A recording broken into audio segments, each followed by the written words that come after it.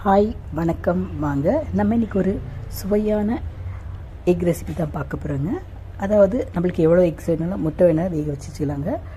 அந்த முட்டை வேக வச்சுட்டு நம்ம கொஞ்சம் தக்காளி, இஞ்சி, பூண்டு, சீரகம், மிளகு நல்லா அரைச்சிக்கணுங்க. ஒரு மிக்ஸி ஜாரில் அரைச்சி தண்ணியை எடுத்துட்டு இது பண்ணக்கூடிய ஒரு ரெசிபி. இது ரொம்ப டேஸ்டியாக இருக்குங்க. வாங்க எப்படி செய்யுதுன்னு பார்க்கலாம். மிக்ஸி ஜாரில் தக்காளி சேர்த்துருக்கேன், கூட வெங்காயம் சேர்த்துக்கலாம். ஒரு 4 வெங்காயம் சேர்த்துருக்கேன், ஒரு 4 தக்காளி கூட சேர்த்துருக்கேங்க. உங்கள் கூடுதலாக குறைச்சல போட்டுக்கலாம். அதே போல் ஒரு 2 ஸ்பூனோ ஜீரகம் சேர்த்துருக்கேன், ஒரு 10 பல்லோட பூண்டு சேர்த்து நல்லா அரைச்சி எடுத்துக்கலாம். அதுக்கு அடுத்ததாக ஒரு கடாய் வச்சுட்டு ஒரு ஸ்பூனோட ஜீரகம் சேர்த்துருக்கேன். அதுக்கு அடுத்ததாக ஒரு வெங்காயம் நல்லா நறுக்கி இதில் போட்டு நல்லா வதங்க விடலாம். நல்லா வதங்கட்டும், நல்லா கோல்டன் ப்ரௌன் ஆகணும். ஒரு கைப்பிடியோட கருவேப்பிலையும் சேர்த்துக்கிறேன். சேர்த்து நல்லா வதக்கி விட்டுக்கிறேன். பாருங்கள், நல்லா கோல்டன் ப்ரௌன் ஆகிருக்கு. அடுத்ததாக நம்ம காஷ்மீரி சில்லி ஆட் பண்ணுறோம். அதாவது கலர் நல்லா இருக்கும்ட்டு இந்த மிளகாய் தூள் ஆட் பண்ணுறேங்க. ரொம்ப கலராக இருக்கும். ஒரு 1 ஸ்பூன் போட்டால் போதுமானது. இல்லை உங்களுக்கு கூட வேணால் கூட போடலாம், இல்லை குறைச்சலாகவும் போடலாங்க. தேவைக்கேற்ப உப்பு சேர்த்துக்கலாம். நல்லா கலந்துட்டுக்கலாம். நம்ம கலந்துட்டோம்னா அந்த பச்சை வாசனைலாம் போயிடும். அதே போல் ரொம்ப சுவையாகவும் இருக்கும். இது ஒரு ரொம்ப சீக்கிரமாக செய்யக்கூடிய ஒரு டிஷ். இது எல்லோரும் விரும்பி சாப்பிடுவாங்க நம்ம வீட்டில். நீங்களும் செய்து பாருங்கள். அதுக்கடுத்து அந்த அரைச்சி தக்காளி விழுதுருக்குங்க, தக்காளி வெங்காயம் அதையும் நம்ம சேர்த்துட்டுக்கலாம்.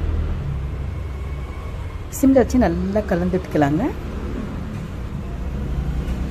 ஒரு 5லேருந்து 7 நிமிஷம் நம்ம கலந்துட்டு கை விடாமல் கலந்து விட்டுகிட்டே இருக்கணும். பாருங்கள், இல்லை ட்ரை ஆகிட்டே இருக்குது. நல்லா கலரும் மாறிகிட்டே இருக்குது. பாருங்கள், தக்காளி கலரும் அரைச்சி தக்காளி விழுது கலரும் மாறிகிட்டே இருக்குது. கூட கொஞ்சம் கரம் மசாலா போட்டால் நல்லாயிருக்கும். சில பேர் அதுலேயே லெமன் ஜூஸ் கூட ஆட் பண்ணுவாங்க. அது கூட பண்ணலாம். நம்ம விருப்பம், நம்மளுக்கு புளிப்பு ஜாஸ்தி தேவைப்படுதுன்னா அது கூட பண்ணலாம். சில புளி கூட கரைச்சி ஊற்றுவாங்க. நான் அதெல்லாம் சேர்க்கல. இன்றைக்கி வெறும் தக்காளி தான் சேர்த்துருக்கேன். தக்காளி வெங்காயம்லாம் இன்னும் கொஞ்சம் கலந்துட்டுக்கலாம்.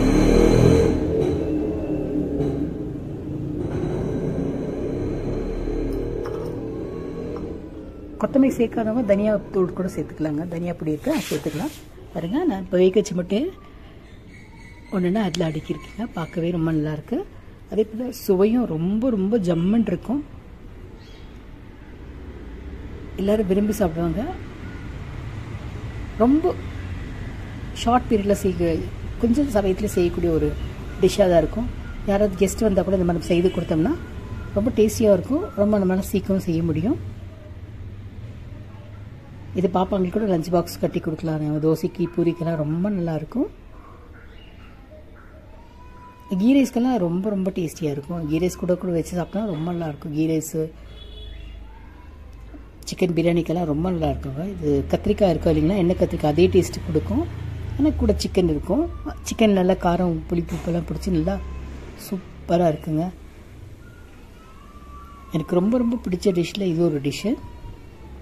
அடிக்கடி நம்ம வீட்டில் இது செய்வேன். நீங்களும் செய்து பாருங்கள், ரொம்ப டேஸ்டியாக இருக்கும்.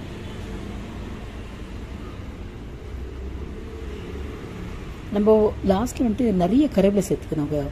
அதெல்லாம் நம்ம வீட்டில் கருவேப்பிலை பொடி பண்ணி வச்சுருந்தா கூட கருவேப்பிலை பொடி சேர்த்துக்கினா கூட ரொம்ப டேஸ்டியாக இருக்கும். அதே போல் கருவேப்பிலை சீரகம் பொடியெல்லாம் கடையிலே கூட கிடைக்குது. வீட்டில் இல்லைன்னா நம்ம கடையில் வாங்கி பேக்கெட்டில் அவைலபிளாக இருக்குது. நீங்கள் வாங்கி அது கூட ஆட் பண்ணிக்கலாம். நம்ம எவ்வளோ பொடி சேர்க்கிறோம் அவ்வளோ டேஸ்ட்டாக இருக்கும். கருவேப்பிலை பொடியும் ரொம்ப டேஸ்ட்டாக இருக்கும். அதே போல் சீரகத்தூளும் ரொம்ப டேஸ்டியாக இருக்குங்க. அவங்க பார்க்கவே என்ன அழகாக இருக்குது. சாப்பிட்டா ரொம்ப ருசியாக இருக்குங்க. கடைசியில் நம்ம ஒரு கொத்து கருவேப்பிலை நம்ம நல்லா கழுவி வச்சுக்கணும். கழுவி வச்சுட்டு அதை வச்சுட்டு மூடி வச்சிட்டோம்னாக்கா ஒரு 10 நிமிஷம் வச்சுட்டா அந்த ஸ்டீம்லேயே அது கருவேப்பிலை நல்லா வெந்துடுங்க. அந்த கருவேப்பிலை சாரும் இந்த தக்காளி பியூரியோட இந்த மசாலோட கலந்துடும். சாப்பிட ரொம்ப ரொம்ப ரொம்ப சூப்பராக இருக்குங்க. பார்த்ததற்கு நன்றி. Have a great day.